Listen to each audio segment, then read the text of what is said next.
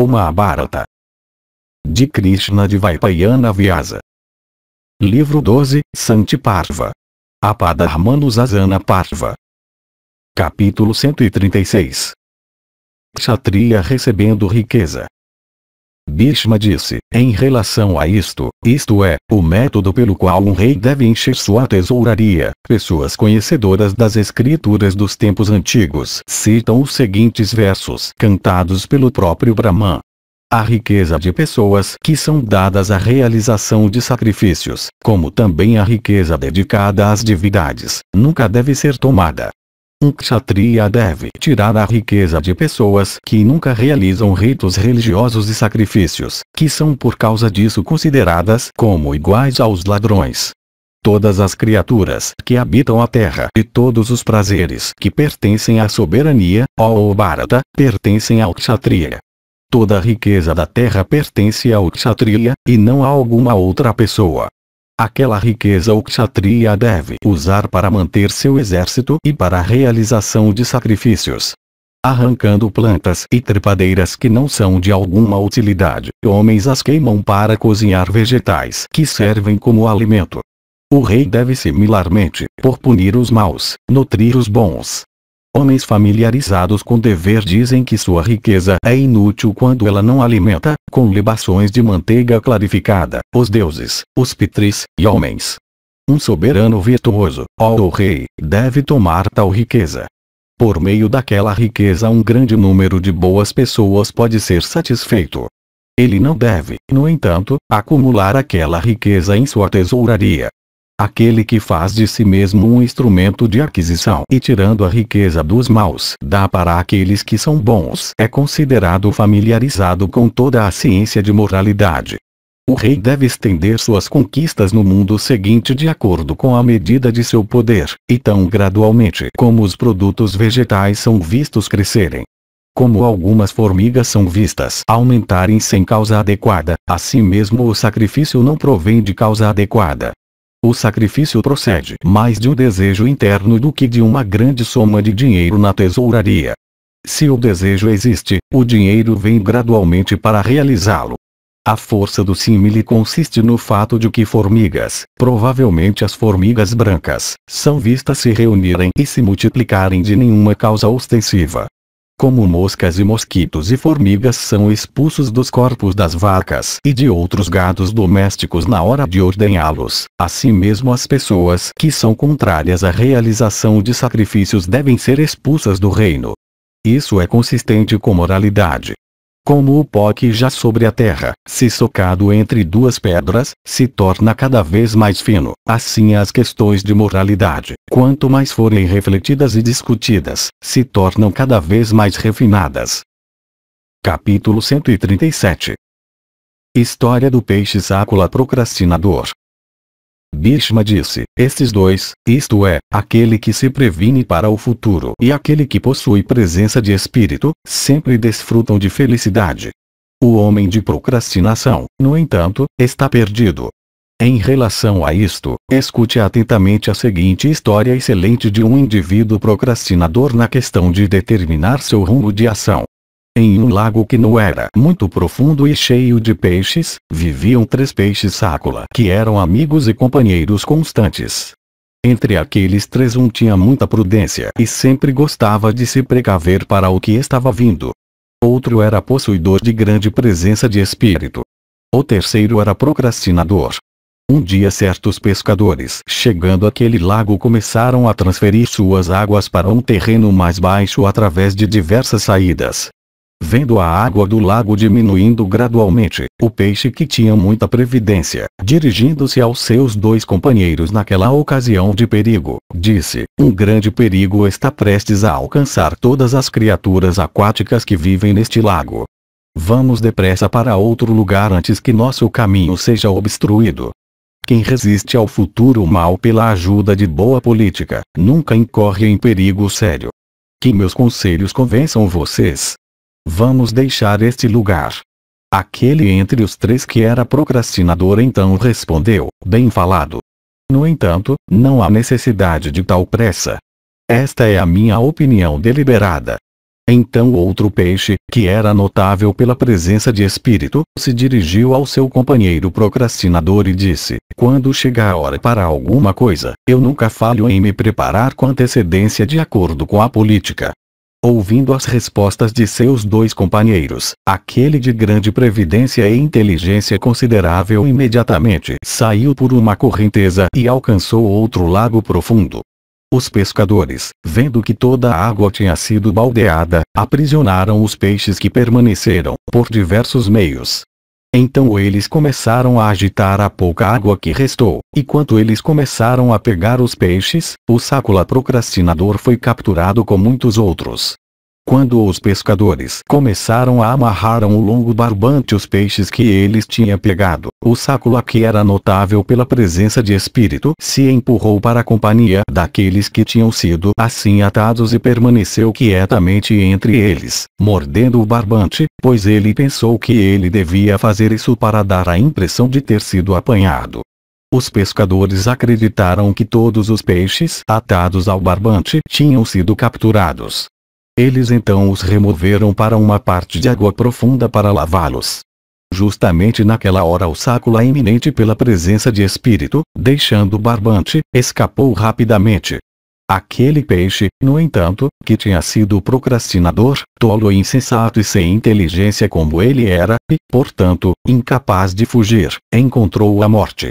Assim encontram a destruição, como o peixe procrastinador, todos os que por falta de inteligência não podem pressentir a hora de perigo. O homem, também, que se considerando esperto não procura o seu próprio bem na hora apropriada, incorre em grande perigo como o sácula, que tinha presença de espírito. Então somente esses dois, isto é, o que tem muita previdência e o que tem presença de espírito, conseguem obter felicidade. Aquele, no entanto, que é procrastinador, encontra a destruição. Diversas são as divisões de tempo, tais como casta, kala, muhurta, dia, noite, lava, mês, quinzena, as 6 estações, kalpa, ano. As divisões da terra são chamadas de lugares. O tempo não pode ser visto. Com relação ao sucesso de qualquer objetivo ou propósito, ele é alcançado ou não de acordo com a maneira pela qual a mente é colocada para pensar nisto. Estes dois, o homem de previdência e o homem de presença de espírito, foram declarados pelos rishis como os principais dos homens em todos os tratados sobre moralidade e lucro e naqueles que tratam de emancipação. Uma pessoa, no entanto, que faz tudo depois de reflexão e escrutínio, uma pessoa que se utiliza de meios apropriados para a realização de seus objetivos, sempre consegue alcançar muito. Aqueles também que agem com a devida consideração por hora e lugar conseguem alcançar resultados melhores do que o mero homem de previdência e o homem de presença de espírito. Capítulo 138. História do gato e rato. Yudhishthira disse: Tu, ó touro da raça Bharata, disseste que a inteligência que se prepara com antecedência para o futuro, assim como aquela que pode se opor a emergências atuais, são sempre superiores, enquanto a protelação ocasiona a destruição. Eu desejo, ó avô, saber daquela inteligência superior ajudada pela qual um rei, conhecedor das escrituras e bem versado em moralidade e lucro, não pode ser entorpecido, mesmo quando cercado por muitos inimigos. Eu te peço isso, ó chefe da linhagem de Kuru. Cabe a ti me falar sobre isso. Eu desejo ouvir tudo, em conformidade com o que foi declarado nas Escrituras, sobre a maneira pela qual um rei deve se comportar quando ele é atacado por muitos inimigos. Quando um rei cai em infortúnio, um grande número de inimigos, provocados por suas ações passadas, se agrupam contra ele e procuram derrotá-lo. Como pode um rei, fraco e sozinho, conseguir manter sua cabeça erguida quando ele é desafiado de todos os lados por muitos reis poderosos juntos? Como um rei em tais tempos faz amigos e inimigos? Como ele deve, ó touro da raça Bharata, se comportar em tal época com os amigos e inimigos? Quando aqueles que têm indicações de amigos realmente se tornam seus inimigos, o que deve o rei então fazer se ele quer obter felicidade? Com quem ele deve fazer guerra e com quem ele deve fazer paz? Mesmo se ele for forte, como ele deve se comportar no meio de inimigos? Ó opressor de inimigos, esta eu considero como a maior de todas as questões ligadas com o desempenho dos deveres reais. Há poucos homens para ouvirem a resposta desta questão e ninguém para respondê-la exceto o filho de Santano, Bhishma, firmemente dedicado à verdade e tendo todos os seus sentidos sob controle. Ó tu que és altamente abençoado, reflita a respeito disso e discorra para mim sobre isso. Bhishma disse, ó Yudhishthira, esta pergunta é certamente digna de ti. Sua resposta é repleta de grande felicidade. Ouça-me, ó filho, enquanto eu te declaro, ó Bharata, todos os deveres geralmente conhecidos que devem ser praticados em épocas de dificuldade. Um inimigo se torna um amigo e um amigo também se torna um inimigo. O rumo das ações humanas, através da combinação de circunstâncias, se torna muito incerto. Com relação, portanto, ao que deve e ao que não deve ser feito, é necessário que, prestando atenção às necessidades de hora e lugar, se confie em inimigos ou se faça guerra. Um homem deve, enquanto se esforçando, o melhor que pode, fazer amizade com homens de inteligência e conhecimento que desejem seu bem-estar. Ele deve fazer as pazes até com seus inimigos, quando, ó Bharata, sua vida não puder ser salva de outro modo. O homem tolo que nunca faz as pazes com inimigos nunca consegue ganhar algum lucro ou alcançar alguns daqueles resultados pelos quais outros se esforçam. Aquele também que faz as pazes com inimigos e briga até com amigos depois de uma total consideração das circunstâncias, consegue obter grandes resultados. Em relação a isto é citada a antiga história da conversa entre um gato e um rato ao pé de uma figueira de Bengala Banyan. Bhishma continuou, havia uma grande banha no meio de uma floresta extensa. Coberta com muitas espécies de trepadeiras, ela era o refúgio de diversas espécies de aves. Ela tinha um tronco grande do qual numerosos ramos se estendiam em todas as direções. Encantadora de se olhar, a sombra que ela proporcionava era muito refrescante. Ela ficava no meio da floresta, e animais de diversas espécies viviam sobre ela. O rato de grande sabedoria, chamado Palita, vivia no pé daquela árvore, tendo feito um buraco lá com 6 saídas. Nos ramos da árvore vivia um gato, de nome Lomasa, em grande alegria, devorando diariamente um grande número de aves. Algum tempo depois, um Chandala entrou na floresta e construiu uma cabana para si mesmo. Toda noite depois do pôr do sol ele espalhava suas armadilhas. De fato, espalhando suas redes feitas de cordas de couro, ele voltava para sua cabana, e passando uma noite de sono tranquilo, voltava ao local no amanhecer do dia. Diversas espécies de animais caíam em suas armadilhas todas as noites. E aconteceu um dia que o gato, em um momento de descuido, foi pego na armadilha.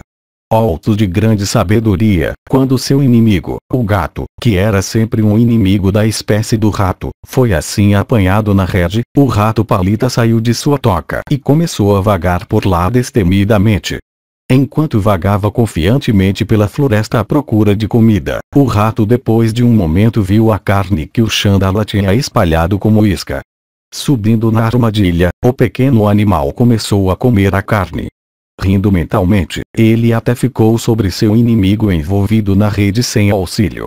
Concentrado em comer a carne, ele não notou seu próprio perigo, pois quando ele levantou seus olhos de repente ele viu que um inimigo terrível tinha chegado àquele local.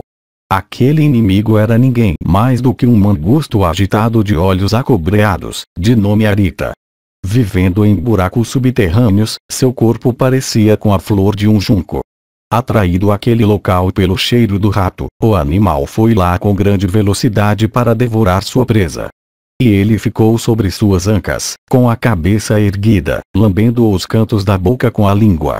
O rato viu ao mesmo tempo outro inimigo que vivia nas árvores, então sobre um ramo da banyan. Era uma coruja de rondas noturnas de nome Chandraka e bico afiado. Tendo sido visto pelo mangusto e pela coruja, o rato, muito alarmado, começou a pensar desta maneira: em tal hora de grande perigo, quando a própria morte está me olhando no rosto, quando há medo por todos os lados, como alguém deve agir para o seu próprio bem? cercado pelo perigo por todos os lados, vendo o medo em todas as direções, o rato, muito alarmado por sua segurança, tomou uma grande decisão. Desviando-se até de inúmeros perigos por centenas de meios, uma pessoa deve sempre salvar a própria vida. O perigo, no momento presente, me cerca por todos os lados. Se eu descer desta armadilha para o chão, sem precauções suficientes, o mangusto certamente me agarrará e me devorará. Se eu permanecer sobre esta armadilha, a coruja certamente me agarrará. Se, também, aquele gato conseguir se desemaranhar da rede, ele também irá com certeza me devorar. Não é apropriado, no entanto, que um indivíduo da minha inteligência perca sua presença de espírito. Eu irei, portanto, me empenhar da melhor maneira para salvar minha vida, ajudado por meios de inteligência apropriados. Uma pessoa possuidora de inteligência e sabedoria e conhecedora da ciência de política nunca cai, mesmo que seja grande e terrível o perigo que a ameaça. No momento, no entanto, eu não vejo algum outro refúgio além deste gato. Ele é um inimigo. Mas ele está em perigo. O serviço que eu posso fazer para ele é muito grande. Procurado ser feito uma presa por 3 inimigos, como eu devo agir agora para salvar minha vida? Eu devo procurar a proteção de um destes inimigos, isto é, o gato. Com a ajuda da ciência de política, que eu aconselho o gato para o seu bem, para que eu possa, com a minha inteligência, escapar de todos os 3. O gato é meu grande inimigo, mas o perigo no qual ele caiu é muito grande. Que eu tente ver se eu consigo fazer esta criatura tola entender seus próprios interesses. Tendo caído em tal infortúnio, ele pode fazer as pazes comigo. Uma pessoa quando afligida por uma mais forte deve fazer as pazes até com o inimigo.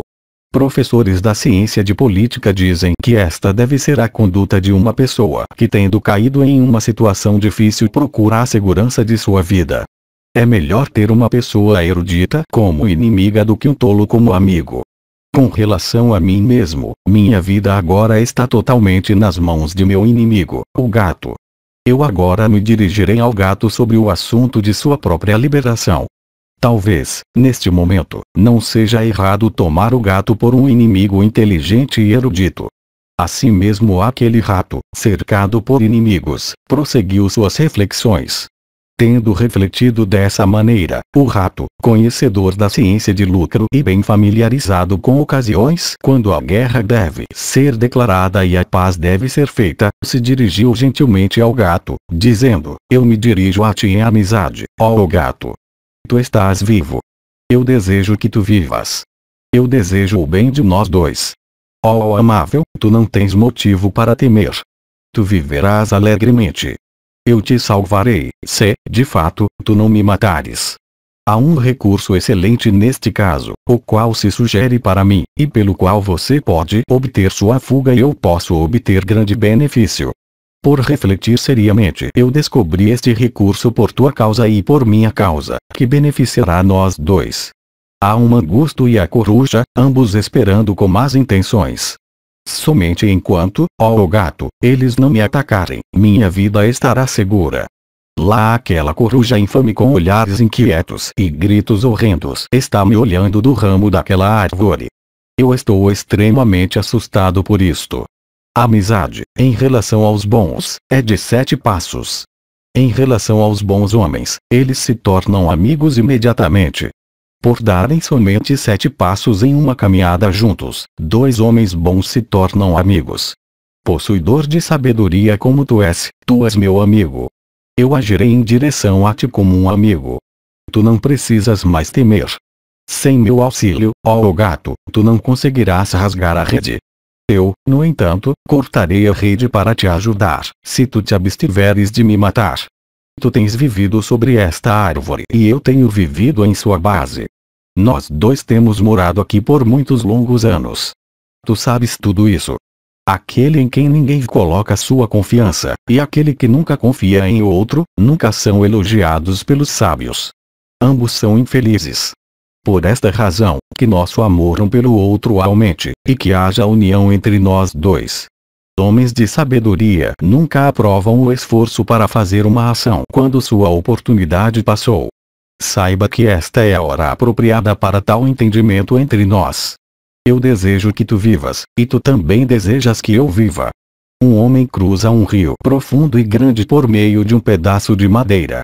É visto que o homem leva o pedaço de madeira para o outro lado, e o pedaço de madeira também leva o homem ao outro lado. Como nosso acordo também trará felicidade para nós dois. Eu te salvarei, e tu também me salvarás. Tendo dito essas palavras que eram benéficas para ambos, repletas de razão e por causa disso muito aceitáveis, o rato Palita esperou na expectativa de uma resposta. Ouvindo essas palavras bem escolhidas, repletas de razão e altamente aceitáveis, que o rato disse, o inimigo do rato possuidor de juízo e previdência, isto é, o gato, falou em resposta. Dotado de grande inteligência, e possuidor de eloquência, o gato, refletindo sobre sua própria situação, elogiou as palavras do orador e o honrou por meio de palavras amáveis em retorno. Possuidor de dentes incisivos afiados e de olhos que pareciam as pedras chamadas lápis lazuli, o gato chamado Lomasa, olhando gentilmente para o rato, respondeu o seguinte: eu estou encantado contigo, ó amável. Abençoado sejas tu que desejas que eu viva. Faça, sem hesitação, o que tu achas que terá consequências benéficas. Eu estou certamente em grande perigo. Tu estás, se possível, em um perigo ainda maior. Que haja um acordo entre nós sem demora. Eu farei o que for oportuno e necessário para a realização do nosso interesse, ó poderoso. Se tu me resgatares, o serviço não será em vão e eu me colocarei nas tuas mãos. Eu sou dedicado a ti. Eu te visitarei e te servirei como um discípulo.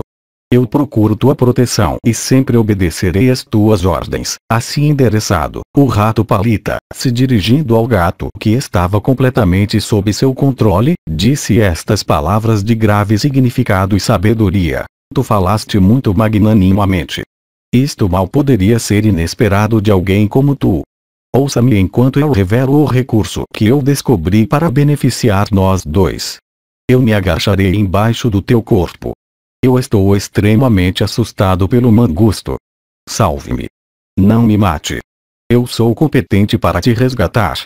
Proteja-me também da coruja, pois aquela vilã também deseja me agarrar como sua presa. Eu cortarei a armadilha que te enreda. Eu juro pela verdade, ó amigo. Ouvindo estas palavras judiciosas repletas de razão, Lomasa, cheio de alegria, olhou para Palita e o elogiou com exclamações cordiais. Tendo louvado Palita, o gato, disposto à amizade, refletiu por um momento, e disse alegremente sem perder qualquer tempo: venha a mim rapidamente. Abençoado sejas, tu és, de fato, um amigo caro para mim como a vida. Ó tu de grande sabedoria, pela tua graça eu quase consegui minha vida de volta. O que quer que esteja em meu poder fazer por ti agora, me diga e eu o farei. Que haja paz entre nós, ó amigo. Livre deste perigo, eu irei, com todos os meus amigos e parentes, fazer tudo o que possa ser agradável e benéfico para ti. Ó amável, livre deste perigo, eu sem dúvida procurarei te alegrar, e te honrar e cultuar em todas as ocasiões em retorno por teus serviços. Uma pessoa, mesmo por fazer serviços abundantes em retorno, nunca se iguala à pessoa que lhe fez o bem em primeiro lugar.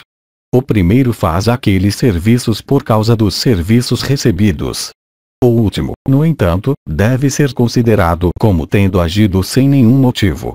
Bhishma continuou: o rato, tendo assim feito o gato compreender seus próprios interesses, se agachou confiantemente abaixo do corpo de seu inimigo.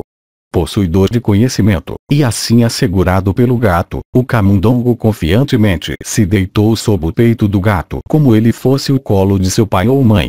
Vendo-o assim acomodado sob o corpo do gato, o mangusto e a coruja ficaram sem esperanças de agarrar sua presa. De fato, vendo aquela amizade íntima entre o rato e o gato, ambos, Arita e Chandraka, ficaram alarmados e cheios de surpresa. Ambos tinham força e inteligência.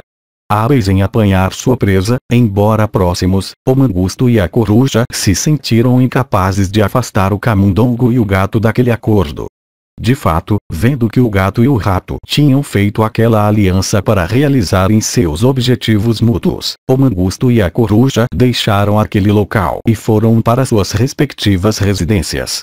Depois disto, o rato palita, conhecedor dos requisitos de tempo e lugar, começou, enquanto estava sob o corpo do gato, a cortar as cordas da armadilha lentamente, esperando a hora apropriada para terminar seu trabalho. Afligido pelas cordas que o envolviam, o gato ficou impaciente ao ver o camundongo cortando lentamente a armadilha. Vendo o rato empenhado tão lentamente no trabalho, o gato, desejando acelerá-lo na tarefa, disse: "Como é, ó amável, que tu não prossegues com pressa em teu trabalho? Tu me desconsideras agora, tendo conseguido teu objetivo. Ó matador de inimigos, corte estas cordas rapidamente. O caçador logo virá para cá." Assim, endereçado pelo gato que tinha ficado impaciente, o rato, possuidor de inteligência, disse estas palavras benéficas repletas de seu próprio bem para o gato que não parecia possuir muita sabedoria: "Espere em silêncio, ó amável. A pressa não é necessária. Abandone todos os teus temores. Nós conhecemos os requisitos de tempo. Nós não estamos perdendo tempo. Quando um ato é iniciado em uma hora imprópria, ele nunca se torna lucrativo quando realizado. A ação, por outro lado, que é começada no tempo apropriado, sempre produz resultados esplêndidos. Se tu fores libertado em um momento impróprio, eu terei grande receio de ti. Portanto, espere pela hora apropriada. Não seja impaciente, ó amigo. Quando eu vir o caçador se aproximar deste local armado com armas, eu cortarei as cordas naquele momento de medo para nós dois. Livre então, tu subirás na árvore. Naquela hora tu não pensarás em nada além da segurança da tua vida. E quando tu, ó Lomasa, fugires com medo, eu entrarei em minha toca e tu subirás na árvore." Assim, endereçado pelo rato em palavras que eram benéficas para ele, o gato, possuidor de inteligência e eloquência, e impaciente para salvar sua vida, respondeu para o rato nas seguintes palavras. De fato, o gato, que tinha rapidamente e devidamente feito a sua própria parte no acordo, se dirigindo ao rato que não era diligente em cumprir sua parte, disse: "Eu te resgatei de um grande perigo com presteza considerável. Pai, pessoas honestas nunca fazem serviço para seus amigos dessa maneira. Cheios de alegria ao fazerem-no, eles o fazem de outra maneira. Tu deves fazer o que é para o meu bem com maior rapidez. Ó tu de grande sabedoria, te empenhe um pouco mais para que o bem possa ser feito para nós dois. Se, por outro lado, se lembrando da nossa antiga hostilidade, tu estás somente esperando a hora para escapulir, saiba, ó indivíduo perverso, que a consequência dessa tua ação certamente diminuirá a duração da tua própria vida. A virtude prolonga a vida, e pecado e maldade sempre a diminuem. Isto é declarado quase em todos os lugares nas escrituras hindus.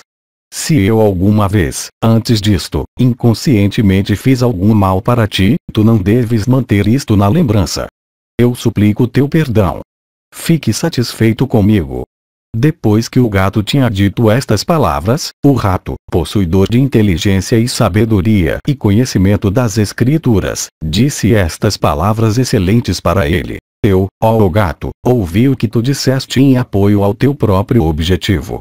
Escute, no entanto, a mim enquanto eu te digo o que é compatível com os meus próprios objetivos.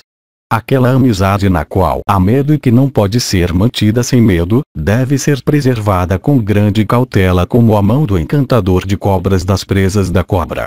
A pessoa que não se protege depois de ter feito uma aliança com um indivíduo mais forte, constata que aquele compromisso produz dano em vez de benefício. Ninguém é amigo de ninguém. Ninguém é bem-querente de ninguém. As pessoas se tornam amigas ou inimigas somente por motivos de interesse. Interesses atraem interesses, assim como elefantes domesticados capturam indivíduos selvagens de sua espécie. Depois, também, de uma ação ter sido realizada, o fazedor mal é considerado. Por esta razão, todas as ações devem ser feitas de forma que alguma coisa possa permanecer para ser feita. Quando eu te libertar, tu irás, afligido pelo medo do caçador, fugir pela tua vida sem nem pensar em me capturar. Veja, todas as cordas desta rede foram cortadas por mim. Somente resta uma para ser cortada. Eu a cortarei também com pressa. Fique confortado, ó Lumasa. Enquanto o rato e o gato estavam falando dessa maneira um com o outro, ambos em sério perigo, a noite passou gradualmente. Um grande medo, no entanto, entrou no coração do gato. Quando finalmente chegou a manhã, o Chandala, cujo nome era Pariga, apareceu em cena. Seu rosto era terrível. Seu cabelo era preto e fulvo. Seus quadris eram muito largos e seu aspecto era muito feroz. De uma boca grande que se estendia de orelha a orelha, e extremamente sujo, suas orelhas eram muito longas. Armado com armas e acompanhado por uma matilha de cachorros, o homem de aparência lúgubre apareceu em cena. Vendo o indivíduo que parecia um mensageiro de Yama, o gato se encheu de medo. Dominado pelo pavor, ele se dirigiu a Palita e disse: "O que tu farás agora?" O rato muito rapidamente cortou a corda restante que retinha o gato. Livre da armadilha, o gato correu com velocidade e subiu na banha. Palita também, livre daquela situação de perigo e da presença de um inimigo terrível, fugiu rapidamente e entrou em seu buraco. Lumasa enquanto isso tinha subido na árvore alta. O caçador, vendo tudo, pegou a ponta de sua rede. Suas esperanças frustradas, ele também deixou aquele local rapidamente. De fato, ó touro da raça Bharata, o Chandala voltou para sua residência. Livre daquele grande perigo, e tendo obtido de volta sua vida que era assim tão valiosa, o gato dos ramos daquela árvore se dirigiu ao rato Palita então dentro do buraco, e disse, sem ter conversado comigo, tu fugiste de repente. Eu espero que tu não suspeites que eu tenha alguma má intenção. Eu estou certamente grato e tu me fizeste um grande serviço. Tendo me inspirado com confiança e tendo me dado minha vida, porque tu não te aproximas de mim em uma hora quando amigos devem desfrutar da doçura da amizade. Tendo feito amigos, aquele que os esquece depois é considerado uma pessoa má e nunca consegue obter amigos em tempos de perigo e necessidade. Eu, ó amigo, fui honrado e servido por ti da melhor maneira que tu pudesses. Cabe a ti desfrutar da companhia da minha pobre pessoa que se tornou tua amiga. Como discípulos adorando seu preceptor, todos os amigos que eu tenho, todos os meus parentes e amigos, irão te respeitar e venerar. Eu mesmo também te adorarei com todos os teus amigos e parentes. Que pessoa agradecida não adoraria aquele que lhe deu a vida? Sejas tu o senhor do meu corpo e da minha casa. Sejas tu dono de todas as minhas posses e riquezas. Sejas o meu honrado conselheiro e me ordene como um pai. Eu juro pela minha vida que tu não tens que ter medo de nós. Em inteligência tu és como o próprio Zanas. Pelo poder da tua compreensão tu nos conquistaste. Possuidor de força de política, tu nos deste nossa vida. Endereçado em tais palavras calmantes pelo gato, o rato, familiarizado com tudo o que era produtivo do maior bem, respondeu nestas palavras gentis que eram benéficas para ele mesmo. Eu ouvi, ó Lumasa, tudo o que tu disseste. Escute agora enquanto eu falo o que me parece. Amigos devem ser bem examinados. Inimigos também devem ser bem estudados. Neste mundo, uma tarefa como esta é considerada até pelos eruditos como difícil e dependente de uma inteligência aguçada. Amigos assumem a aparência de inimigos, inimigos assumem a aparência de amigos. Quando pactos de amizade são formados, é difícil para os partidos compreenderem se os outros partidos são realmente movidos por luxúria e ira. Não há tal coisa como um inimigo. Não há tal coisa em existência como um amigo. É a força das circunstâncias que cria amigos e inimigos. Aquele que considera seus próprios interesses assegurados contanto que outra pessoa viva e pensa que eles estarão em perigo quando aquela outra pessoa cessar de viver, toma a outra pessoa como um amigo e a considera assim desde que aqueles seus interesses não sejam contrariados. Não há uma condição que mereça permanentemente o nome amizade ou hostilidade. Amigos e inimigos provêm de considerações de interesses e lucro. A amizade se transforma em inimizade com o decorrer do tempo. Um inimigo também se torna um amigo. O egoísmo é muito poderoso. Aquele que deposita uma confiança cega em amigos e sempre se comporta com desconfiança em direção a inimigos, sem prestar nenhuma atenção às considerações de política, percebe que sua vida está sem segurança. Aquele que, desconsiderando todas as considerações de política, coloca seu coração em uma união afetuosa com amigos ou inimigos, vem a ser considerado como uma pessoa cuja compreensão foi confundida.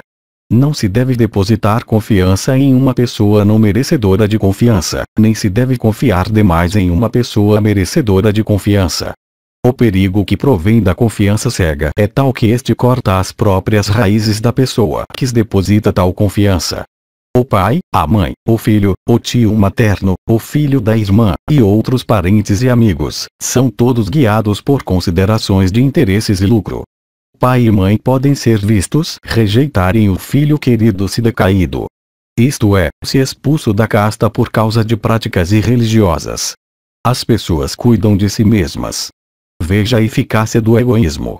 Ó, tu que és possuidor de grande sabedoria, é muito difícil a fuga de quem imediatamente depois de estar livre do perigo procura os meios da felicidade de seu inimigo. Tu vieste do topo da árvore para este mesmo local. Tu não pudeste, por frivolidade de compreensão, verificar que uma rede tinha sido espalhada aqui. Uma pessoa, possuidora de frivolidade de compreensão, falha em proteger a si mesma. Como ela pode proteger outros? Tal pessoa, sem dúvida, arruína todas as suas ações. Tu me disseste em palavras gentis que eu sou muito caro para ti. Ouça, no entanto, ó amigo, as razões que existem do meu lado. Alguém se torna querido por uma causa adequada. Alguém se torna um inimigo por uma causa adequada. Todo este mundo de criaturas é movido pelo desejo de ganho de alguma forma ou de outra. Alguém nunca se torna querido para outro sem causa. A amizade entre dois irmãos, o amor entre marido e mulher, depende do interesse. Eu não conheço qualquer tipo de afeto entre quaisquer pessoas que não se apoie sobre algum motivo de egoísmo. Se, como é às vezes visto, irmãos ou marido e mulher, tendo discutido, se reconciliam por uma afeição natural, tal coisa não é vista em pessoas não relacionadas umas com as outras. Uma pessoa se torna querida por sua generosidade. Outra por suas palavras gentis.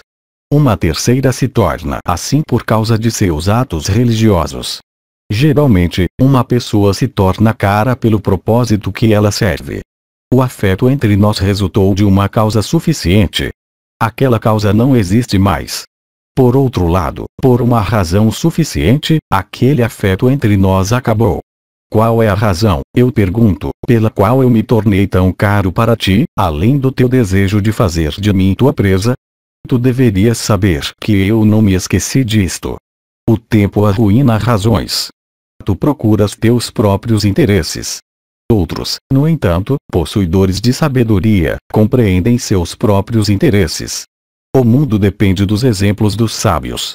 Tu não deves dirigir tais palavras para uma pessoa possuidora de erudição e competente para compreender seus próprios interesses. Tu és poderoso. A razão deste afeto que tu demonstraste por mim agora é fora de propósito. Guiado, no entanto, pelos meus próprios interesses, eu sou firme na paz e na guerra que são eles mesmos muito instáveis. As circunstâncias sob as quais a paz deve ser feita ou a guerra ser declarada mudam tão rapidamente quanto as nuvens mudam sua forma. Neste mesmo dia tu foste meu inimigo. Neste mesmo dia, também, tu foste meu amigo. E neste mesmo dia mais uma vez tu te tornaste meu inimigo.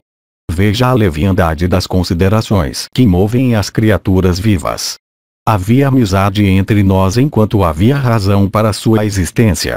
Aquela razão, dependente do tempo, findou. Sem ela, aquela amizade também findou. Tu és meu inimigo por natureza. Pelas circunstâncias tu te tornaste meu amigo. Aquele estado de coisas já passou. O velho estado de inimizade natural retornou. Inteiramente conhecedor como eu sou dos ditames de política que foram declarados dessa maneira, me diga por que eu deveria entrar hoje, por tua causa, na rede que está espalhada para mim. Pelo teu poder eu fui libertado de um grande perigo. Pelo meu poder tu foste libertado de um perigo similar. Cada um de nós serviu o outro. Não há necessidade de nos unirmos outra vez em um relacionamento amistoso. Oh amável, o objetivo que tu tinhas foi realizado. O objetivo que eu tinha também foi realizado. Tu agora não tens uso para mim exceto me fazer tua refeição. Eu sou teu alimento. Tu és o comedor. Eu sou fraco. Tu és forte. Não pode haver uma união amistosa entre nós quando nós estamos situados tão desigualmente. Eu percebo tua sabedoria. Tendo sido resgatado da rede, tu me elogias para que tu possas conseguir facilmente fazer uma refeição de mim. Tu foste pego na rede por causa do alimento. Tu foste libertado dela. Tu agora sentes uma fome aguda. Tendo recorrido àquela sabedoria que resulta de um estudo das Escrituras, tu procuras em verdade me comer hoje. Eu sei que tu estás faminto. Eu sei que esta é tua hora de te alimentares. Tu estás procurando por tua presa, com teus olhos dirigidos para mim. Tu tens filhos e esposas. Tu ainda procuras uma união amistosa comigo e desejas me tratar com afeição e me fazer préstimos. Oh amigo, eu não posso concordar com esta proposta. Me vendo contigo, porque tua cara cônjuge e teus filhos carinhosos não me comeriam alegremente. Eu não irei, portanto, me unir contigo em amizade. A razão para tal união não existe mais. Se, de fato, tu não esqueces meus bons préstimos, pense no que será benéfico para mim e fique satisfeito. Qual pessoa possuidora de alguma sabedoria se colocaria sob o poder de um inimigo que não é famoso pela retidão, que está com fome aguda, e que está à procura de uma presa? Sejas feliz então, eu agora te deixarei. Eu fico alarmado mesmo se eu te vejo de uma distância. Eu não me misturarei contigo, cesse tuas tentativas, ó Olumasa. Se tu achas que eu te fiz um serviço, siga então os ditames de amizade quando possa acontecer de eu vagar confiantemente ou descuidadamente. Isso mesmo será gratidão em ti. Uma residência perto de uma pessoa possuidora de força e poder nunca é aprovada, mesmo se o perigo que existiu for considerado como passado. Eu devo sempre ter receio de alguém mais poderoso do que eu. Se tu não procuras teus próprios interesses do tipo indicado, me diga então o que eu devo fazer por ti. Eu certamente te darei tudo exceto minha vida. Para proteger a si mesma uma pessoa deve desistir dos próprios filhos, e reino, e joias, e riqueza. Ela deve sacrificar tudo para proteger a si mesma. Se uma pessoa vive, ela pode recuperar toda a riqueza que ela possa ter dado para inimigos para proteger sua vida. Não é desejável desistir da vida como da riqueza. De fato, a pessoa deve sempre se proteger, como eu já disse, por desistir de suas esposas e riqueza. Pessoas que são conscientes de sua própria proteção e que fazem todos os seus atos depois de uma consideração e pesquisa apropriadas, nunca incorrem em perigo como a consequência de suas ações. Aqueles que são fracos sempre conhecem como um inimigo aquele que possui maior força. Só a inteligência, firme nas verdades das Escrituras, nunca perde sua firmeza. Assim repreendido inteligentemente pelo rato Palita, o gato, correndo de vergonha, se dirigiu ao rato e disse as seguintes palavras. Lumasa disse, realmente eu te juro que ferir um amigo é, em minha avaliação, muito censurável. Eu conheço tua sabedoria. Eu sei também que tu és dedicado ao meu bem. Guiado pela ciência de lucro, tu disseste que há causa para um rompimento entre nós. Não cabe a ti, no entanto, ó bom amigo, me tomar pelo que eu não sou. Eu nutro uma grande amizade por ti por tu teres me concedido minha vida. Eu sou, também, conhecedor dos deveres. Eu sou todo apreciador dos méritos de outras pessoas. Eu sou muito grato por serviços recebidos. Eu sou dedicado a servir os amigos. Eu sou, também, especialmente dedicado a ti. Por estas razões, ó bom amigo, cabe a ti se reunir comigo. Se eu for mandado por ti, eu posso, com todos os meus amigos e parentes, sacrificar minha própria vida. Aqueles que são possuidores de erudição e sabedoria veem grandes razões para colocar sua confiança em pessoas de tal disposição mental como nós. Ó tu que és conhecedor das verdades de moralidade, não cabe a ti nutrir qualquer suspeita em relação a mim. Assim endereçado pelo gato, o rato, refletindo um pouco, disse estas palavras de grave significado para o último: Tu és muitíssimo bom. Eu ouvi tudo o que tu disseste e estou contente em te ouvir. Apesar de tudo isso, no entanto, eu não posso confiar em ti. É impossível para ti, por meio de tais elogios ou por presentes de grande riqueza, me induzir a me unir contigo outra vez. Eu te digo, ó amigo, que aqueles que possuem sabedoria nunca se colocam, quando não há razão suficiente, sob o poder de um inimigo. Uma pessoa fraca tendo feito um acordo com uma mais forte quando ambas são ameaçadas por inimigos, deve, quando o perigo em comum passar, se comportar com cautela e por considerações de política. Tendo alcançado seu objetivo, o mais fraco dos dois partidos, não deve depositar confiança no forte novamente. Nunca se deve confiar em uma pessoa que não merece confiança. Nem se deve depositar uma confiança cega em uma pessoa merecedora de confiança. Uma pessoa deve sempre se esforçar para inspirar outras com confiança em si mesma. Ela não deve, no entanto, colocar confiança em inimigos. Por estas razões alguém deve, sob todas as circunstâncias, proteger a si mesmo. As posses e filhos e todas as coisas de uma pessoa somente têm valor enquanto ela está viva. Em resumo, a maior verdade de todos os tratados de política é a desconfiança. Por esta razão, desconfiar de todos produz o maior bem. Por mais que fracas que algumas pessoas possam ser, se elas desconfiarem de seus inimigos, os últimos, mesmo que fortes, nunca conseguem tê-las sob seu poder. Ó gato, alguém como eu deve sempre proteger sua vida de pessoas como tu. Proteja também tua própria vida do Chandala cuja raiva foi excitada. Quando o rato falou dessa maneira, o gato, assustado pela menção do caçador, deixando depressa o ramo da árvore, fugiu com grande velocidade. Tendo assim mostrado seu poder de compreensão, o rato Palita também, conhecedor das verdades das escrituras e possuidor de sabedoria, entrou em outro buraco. Bhishma continuou: assim o rato Palita, possuidor de sabedoria, embora fraco e sozinho, conseguiu frustrar muitos inimigos poderosos. Alguém que possui inteligência e erudição deve fazer as pazes com um inimigo poderoso. O rato e o gato deveram sua fuga à sua confiança nos serviços um do outro. Eu assim te indiquei o curso dos deveres kshatriya detalhadamente. Escute agora a mim em resumo. Quando duas pessoas que alguma vez estiveram envolvidas em hostilidades fazem as pazes entre si, é certo que cada uma delas tem em seu coração o desejo de levar a melhor sobre a outra.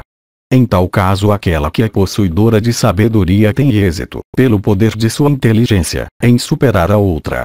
Aquela, por outro lado, que é desprovida de sabedoria se permite, por sua desatenção, ser superada pela sábia. É necessário, portanto, que alguém com medo pareça estar destemido, e enquanto realmente desconfiando de outros ele deve parecer ser confiante. Alguém que age com tal atenção nunca dá um passo em falso, ou tropeçando, nunca é arruinado. Quando chega a hora para isto, deveis de fazer as pazes com um inimigo. E quando chega a hora, deve-se travar guerra até com um amigo. Assim mesmo uma pessoa deve se comportar, ó rei, como disseram aqueles que são familiarizados com as considerações de paz e guerra. Sabendo disso, ó monarca, e mantendo as verdades da escritura em mente, alguém deve, com todos os seus sentidos ao seu redor e sem negligência, agir como uma pessoa com medo antes que a causa de medo se apresente verdadeiramente. Deve-se, antes que um motivo de temor tenha realmente chegado, agir como uma pessoa com medo, e fazer as pazes com inimigos.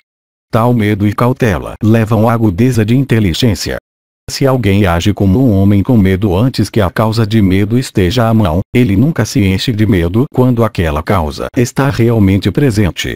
Do medo, no entanto, de uma pessoa que sempre age com destemor, um medo muito grande é visto surgir. Tal homem, quando cheio de temor, se torna incapaz de repelir seus perigos e calamidades. A prudência requer que uma pessoa tema contanto que a causa de temor não esteja à mão. Quando, no entanto, aquela causa se apresenta verdadeiramente, ela deve aplicar sua coragem. Nunca nutra medo, tal conselho nunca deve ser dado a alguém. A pessoa que nutre medo movida por uma consciência de sua fraqueza sempre procura os conselhos de homens sábios e experientes. Por estas razões, deve-se, quando com medo, parecer estar sem medo, e quando desconfiando de outros, deve-se parecer estar confiante. Não se deve, mesmo em vista dos atos mais graves, se comportar em direção a outros com falsidade. Assim eu narrei para ti, ó Yudhishthira, a antiga história do rato e do gato. Tendo-a escutado, haja devidamente no meio de teus amigos e parentes. Derivando daquela história uma grande compreensão, e aprendendo a diferença entre amigo e inimigo e o tempo apropriado para guerra e paz, tu deves descobrir os meios de escapar quando oprimido pelo perigo. Fazendo as pazes, em uma época de perigo em comum, com alguém que é poderoso, tu deves agir com consideração apropriada na questão de te unir com o inimigo quando passar o perigo em comum. De fato, tendo alcançado teu objetivo, tu não deves confiar no inimigo novamente. Este caminho de política é consistente com o agregado de três, isto é, virtude, lucro e prazer, ó rei. Guiado por estes ruti, ganhe prosperidade por proteger teus súditos mais uma vez. Ó filho de Pandu, sempre procure a companhia de brahmanas em todos os teus atos. Os brahmanas constituem a grande fonte de benefício neste mundo e no próximo. Eles são professores de dever e moralidade. Eles são sempre gratos, ó pujante. Se adorados, eles com certeza te farão bem. Portanto, ó rei, tu deves sempre adorá-los. Tu irás então, ó rei, obter devidamente reino, grande bem, fama, realização e progênie em sua ordem correta. Com olhos dirigidos para essa história de paz e guerra entre o rato e o gato, essa história formulada em palavras excelentes e capaz de afiar a inteligência, o rei deve sempre se comportar no meio de seus inimigos,